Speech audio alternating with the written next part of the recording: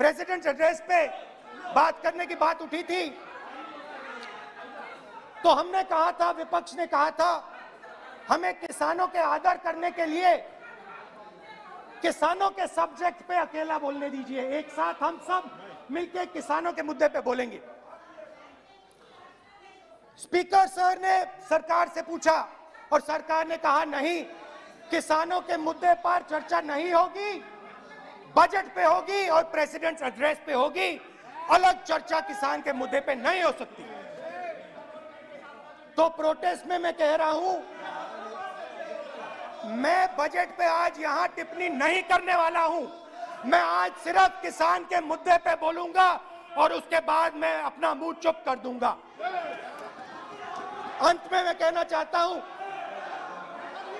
कि जो 200 किसान शहीद हुए, उनको इन लोगों ने श्रद्धांजलि नहीं दी।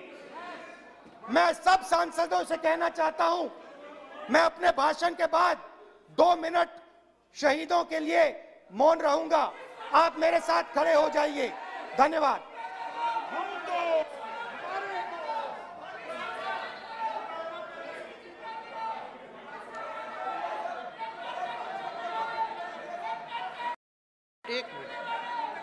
एक मिनट, आप बैठो। एक मिनट, माननीय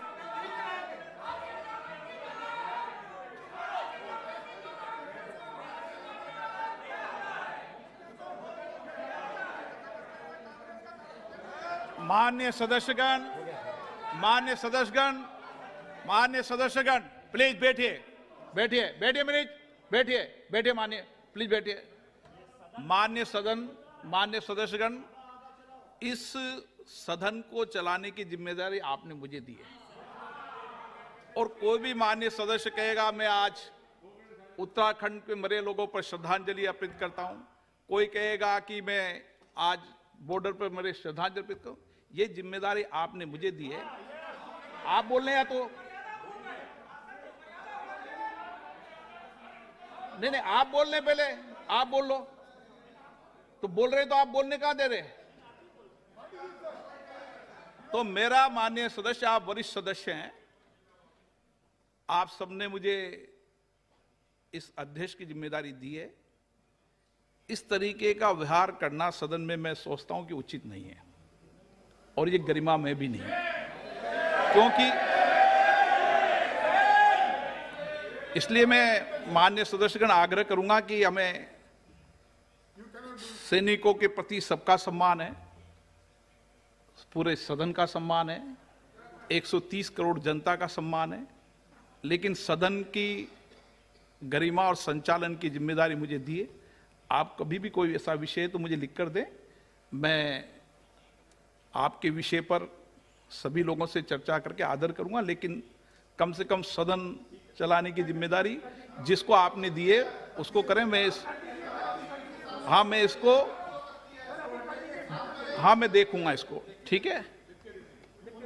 अनुराग ठाकुर जी, माननीय सदस्य प्लीज, आपको इजाजत नहीं दी मैंने, आपको इजाजत दी, आपका कोई नोट नहीं हो रहा।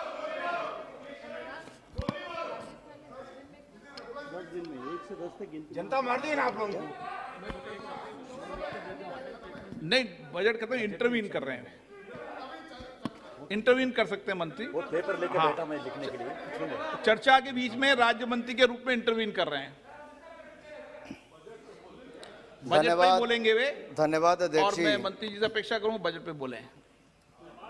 धन्यवाद अध्यक्ष जी, आपने मुझे बजट पर इंटरवीन करने का अवसर दिया।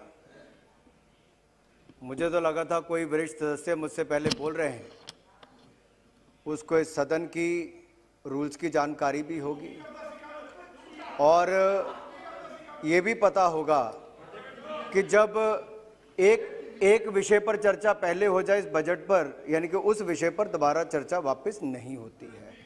और दूसरा, मैं समझ सकता हूं, मैं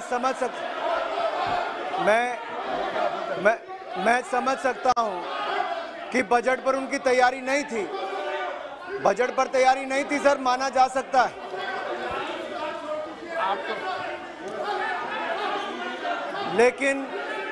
ना वो बजट के समय पूरे समय उपस्थित थे, आप बजट पर चर्चा करें। ना बाकी सदन में रहने की आदत है सर।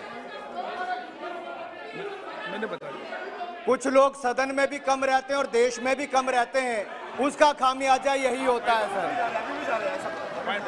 क्या और अभी भी जा रहे हैं सर, अभी भी जा रहे हैं, अभी भी जा रहे हैं सर, अभी भी जा रहे हैं।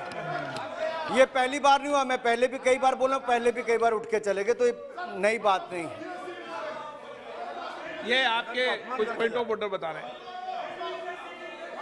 इनके लिए तो सर मैं इतना ही कहूंगा कि इतना सच बोलो कि होठों का तबस्सुम ना बुझे, और झूठ उतना बोलो देश में थोड़ी इज्जत तो बचे। पॉइंट ऑफ ऑर्डर 207 सर मैं ये एक मिनट तो झूठ की फैक्ट्री क्या थी?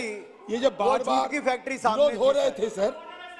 पॉइंट ऑफ ऑर्डर 207 आपको on a day to be appointed by the speaker पढ़ रखी है। subsequent to the day on which the budget is presented, and for such time as the speaker may allot for this purpose, the house shall be at liberty to discuss the budget as a whole or any question of principle involved therein.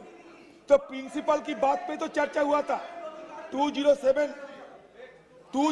आप देख लो, points of order 207 देख लो। अब मैंने कि principal के ऊपर तो चर्चा करने का अधिकार है। आप सब ज्ञानवान हो, माननीय मंत्री जी, आप अपने विचार व्यक्त करें। सुरेश जी बैठो, सुरेश जी बैठो, बैठो सुरेश जी। आप मत करो डायरेक्शन, आप डायरेक्शन मत दो किसी को। माननीय अध्यक्ष जी, इस बजट में एक आशा दिखती है, आशा नए भारत के निर्माण की, आशा सशक्त